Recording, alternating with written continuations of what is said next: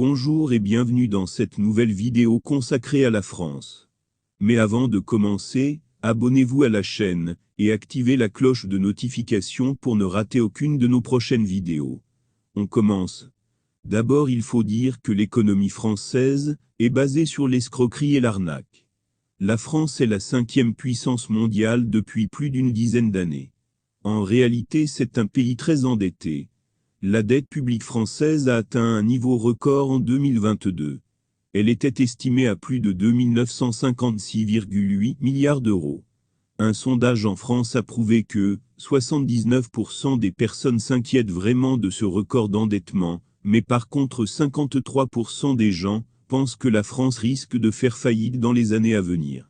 À l'heure où nous parlons, cette dette continue d'augmenter. Comment est-ce que, pendant toutes ces années, la France a su garder sa place dans les superpuissances mondiales? En 2019, le vice-président du Conseil italien Luigi Di Maio déclare dans une interview que la France impose une monnaie à 14 pays en Afrique. Cette monnaie s'appelle le franc CFA, ce qui veut dire le franc des colonies françaises d'Afrique. Elle est fabriquée à Clermont-Ferrand en France et acheminée vers ces pays. D'abord, cela pose un problème, car comment peut-on expliquer que la monnaie de certains pays soit fabriquée dans un autre pays sur un autre continent? Que gagne vraiment la France avec cette opération? Les Italiens pensent que l'imposition de cette monnaie aux Africains permet de payer la dette publique française au détriment des économies africaines. C'est ce qui appauvrit au jour le continent africain. Cette sortie du vice-président faisait suite à un refus de la France d'honorer ses engagements vis-à-vis des migrants africains. En effet, un traité a été signé entre la France, l'Allemagne et l'Italie pour accueillir équitablement les migrants africains. La France devait accueillir selon ce traité 7000 Africains, mais au final, n'a accueilli que 600 personnes. C'est ce qui a provoqué la colère des autorités italiennes, qui pensent que les Africains veulent venir en Europe, parce que c'est la France qui appauvrit leur pays. Ce vice-président déclare après les rapports des économistes italiens que, sans ces colonies africaines, la France serait 15e puissance mondiale. Cette thèse a été déjà soutenue par plusieurs économistes et activistes africains, qui pensent que le CFA est une monnaie de servitude.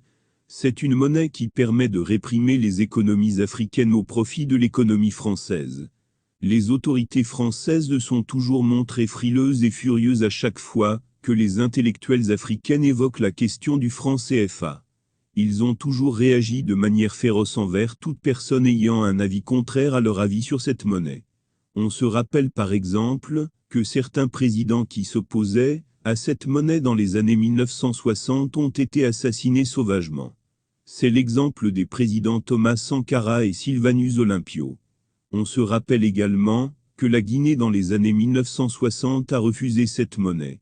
Les Guinéens, à l'époque, avaient déjà compris l'hypocrisie des autorités françaises dans cette histoire de franc CFA et ont décidé de créer leur propre monnaie. Suite à ce refus, les autorités françaises ont tout fait pour mettre en difficulté l'économie guinéenne à l'époque. Certains activistes comme Kemi Seba ont été arrêtés pour leur position critique sur le franc CFA. D'autres par contre ont perdu leur emploi pour leur position critique sur cette monnaie. C'est l'exemple de l'économiste togolais Kako Nubukpo, qui a été relevé immédiatement de ses fonctions de directeur de la francophonie économique et numérique à l'Organisation internationale de la francophonie. En outre, si la France continue d'imposer cette monnaie aux Africains, c'est parce qu'elle n'a pas cessé d'imposer aussi les chefs d'État africains. Beaucoup de chefs d'État africains sont arrivés au pouvoir avec l'aide de la France. Une fois au pouvoir, ils servent aveuglement les intérêts de la France au détriment de leur pays. Ainsi vous verrez des économistes corrompus comme Alassane Ouattara, qui soutient dans sa plénitude le franc CFA. Souvenez-vous que ce président est parti, jusqu'à l'Élysée, pour dire que le franc CFA est une monnaie solide, et aimée par l'ensemble des populations africaines. Ce qui est d'ailleurs un mensonge de sa part. Rappelons au passage que M. Ouattara est à l'origine du licenciement de l'économiste togolais Kako Nubukpo à la direction de la francophonie économique et numérique de l'Organisation internationale de la francophonie. Mais actuellement, avec les difficultés que la France rencontre en Afrique, avec la naissance du sentiment anti-français, les experts estiment que la perte totale des colonies en Afrique va retourner la France à la 20e puissance mondiale d'ici 2035. Rappelons que la France a déjà perdu le Mali et est sur le point de perdre le Burkina Faso. Rappelons également qu'avec la guerre en Ukraine, la France perd 5 millions d'euros par jour comme soutien à la guerre, alors que sa dette continue de grimper. Tout ce que les Africains ont à faire est de se débarrasser du franc CFA pour obtenir leur propre monnaie fabriquée en Afrique. C'est ce qu'a déclaré ce vice-président du Conseil italien. Aimez, commentez la vidéo pour plus de débats, mais surtout n'oubliez pas de vous abonner à la chaîne pour ne plus rater nos prochaines vidéos. Nous vous disons à bientôt.